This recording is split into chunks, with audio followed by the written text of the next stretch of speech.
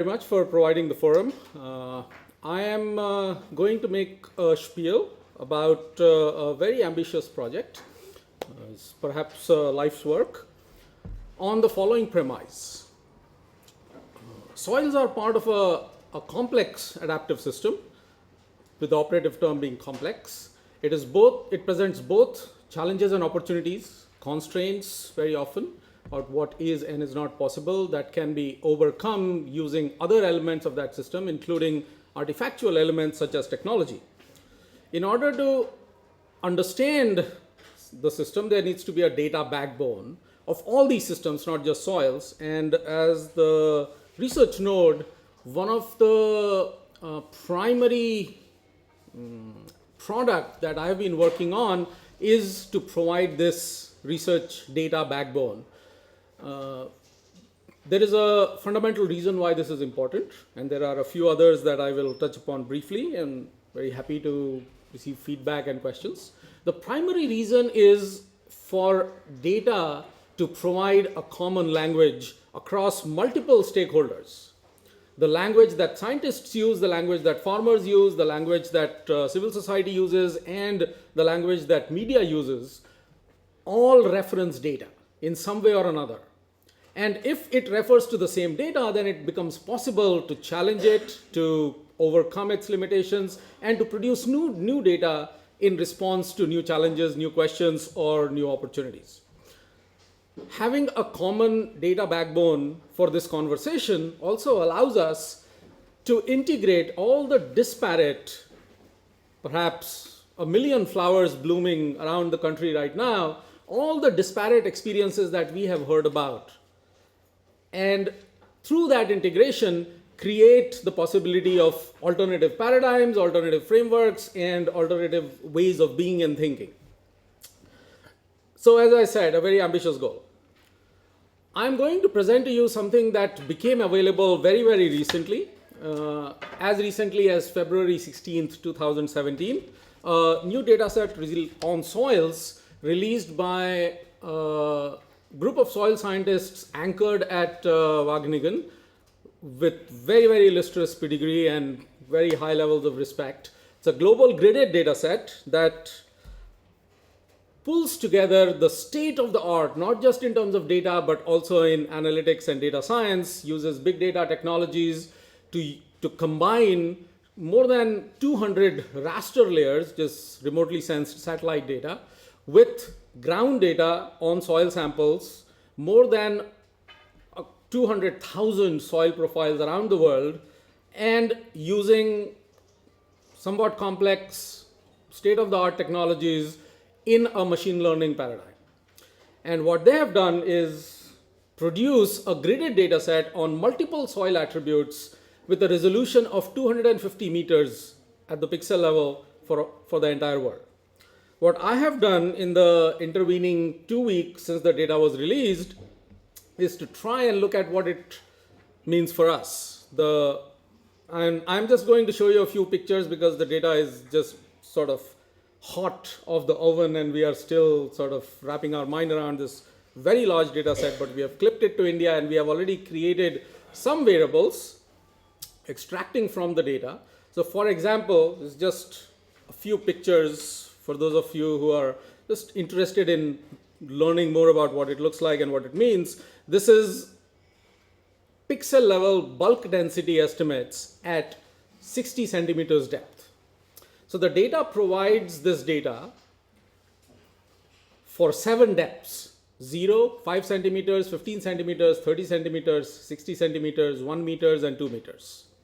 It also provides some other characteristics that are not restricted to depth, such as depth to bedrock, for example, and total carbon sequestered or stored in soils up to a depth of 2 meters. This is the bulk density map as it looks like, and the values range from 1193 to 1769 kilograms per meter cube. This is the soil organic carbon in terms of tons per hectare. Of course, the maps can be recalibrated and the legends can be improved. This is a first cut analysis of where, in terms of tons per hectare, soil carbon is stored, more and less. This is soil organic carbon at 60 centimeters depth, which is far more relevant. The total carbon in tons per hectare is more relevant for climate change mitigation. Soil carbon grams per kilograms of soil available at 60 centimeters depth is far more relevant for farmers. And of course, the map is not very different, but there are appreciable differences when you go deeper into calculating some of these contrasts. And there are the sort of run-of-the-mill bread and butter of soil science. There's clay content, mass fraction, sand content, and silt content. There are a few other new variables that have so far been difficult to predict at such a large scale. Coarse fragments, of course, is easy. This is soil pH, and it is, I think, groundbreaking technological breakthroughs where using soil samples, it is now possible, in combination with remotely sensed images, to calculate or estimate soil pH, as well as, okay, should have been there, but it is not, the cation exchange capacity of the soil at different depths.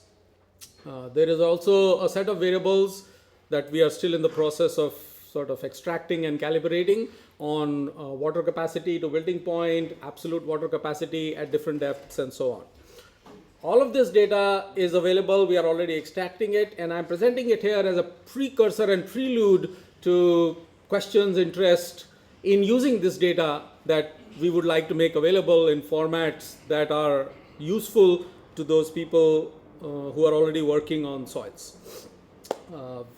One thing we are doing as a first step is extract this data as a mean for different administrative units that become the basis for targeting and prioritization, such as tehsils and districts, so that one can say, for example, one obvious analysis that comes to my mind is to look at 2001 and 2011 data for which we have information on which villages were growing cotton, and see whether the expansion of cotton is sort of appropriate in terms of the soil profiles based on the variables that we have, or at least be able to show where it should not have expanded and attribute some policy level processes and variables to that inappropriate expansion of crops into soils where they should not be grown.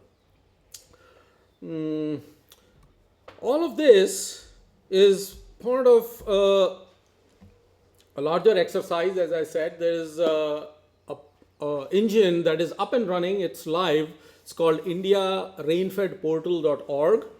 It has multiple portals. I urge you to try, because it's messy because it's under construction, but it's usable. So people can go and hack around and see what they like. And for different variables, there is a search engine. If you are interested in Jowar or Narega, there will be a drop-down menu. You can type and get it. This is one I have opened here because of Wi-Fi troubles. This may not work. This is on percentage of houses with electricity at different. So if you click on a state, it's probably not. You click on a state, it will come to different districts and show you a distribution of districts. If you click on a district, it will show you a distribution of percentage of houses with electricity at the tehsil level. You click on a tehsil, it will show you distribution of percentage of households at the village level. And we are doing this for a variety of different data that are useful for combining and understanding the complexity within which soils must be understood. So now that we have high resolution soil data, it will be something that we will work to add to the portal amongst the other things that it already has. For those who are interested in the soils data, the people who prepared it have also put it online in a very interesting and usable format, soilgrids.org, where you can do many things. This is working, and this is not. Anyway, it depends on the cache and so on. And for those of you who are interested in reading the article that released the data in PLOS One, it just came out 10 days ago and it's freely available, open access. That's all.